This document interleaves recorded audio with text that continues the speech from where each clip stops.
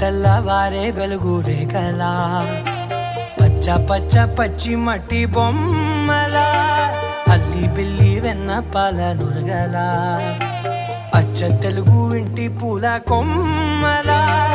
దేవదేవుడే పంపగా ఇలా దేవతే మా ఇంట అడుగే పెట్టెనంట బ్రహ్మ కళ్ళలో కాంతులే